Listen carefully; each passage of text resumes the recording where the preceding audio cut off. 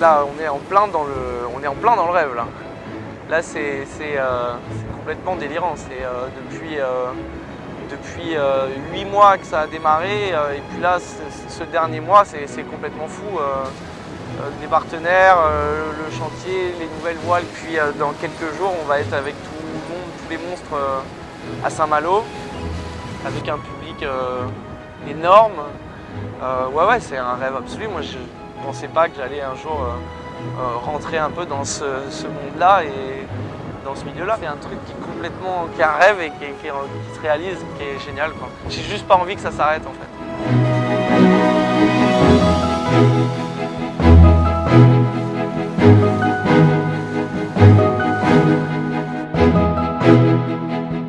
C'est un bateau qui a une très belle carène, qui est bien pensé, mais il est plus simple, je pense qu'il est plus simple finalement d'utilisation que les derniers protos, ce qui correspond pas trop mal avec finalement le relatif peu d'expérience que j'ai en course au large. Voilà, et puis c'est un bateau qui malgré tout continue à avoir des belles performances et puis sur la transat ça va être beaucoup le facteur humain qui va jouer, je pense. Donc c'est un bateau pour arriver en tout cas en bon état de l'autre côté et en avançant quand même assez vite.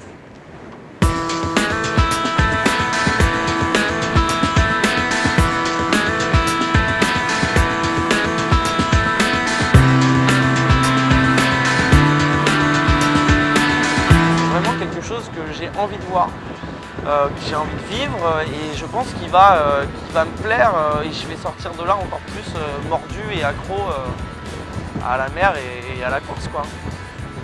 Côté aventure est hyper important, c'est une des premières motivations parce que après l'appréhension d'être en mer c'est une chose, ça me touche pas trop, mais bon voilà, c'est tout l'ensemble, partir de métropole, arriver en Guadeloupe. Changer totalement de décor, de météo, de température, finalement d'horaire.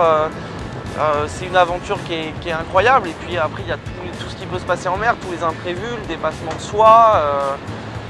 C'est un voyage en fait. On va d'un point A à un point B. Et puis avec nos machines maintenant, on fait ça assez rapidement, en prenant beaucoup de plaisir à glisser. Voilà, alors il va falloir gérer la fatigue, je sais bien, il va probablement falloir gérer les coups durs, peut-être à un moment donné des ralentissements, etc. Je pense que ça fait partie de l'aventure.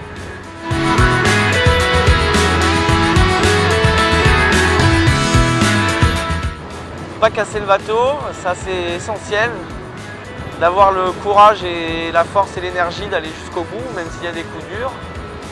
Et là, il va falloir, c'est vrai, aller chercher dans des ressources assez lointaines et qu'on n'exploite finalement jamais dans la vie quotidienne. Et puis, le fin du fin, ce serait que le Pogo et moi, qu'on soit dans les 5 premiers à l'arrivée. Alors, c'est un peu un rêve. Déjà, si c'est dans la première moitié du classement, ce sera déjà une belle réussite, je pense.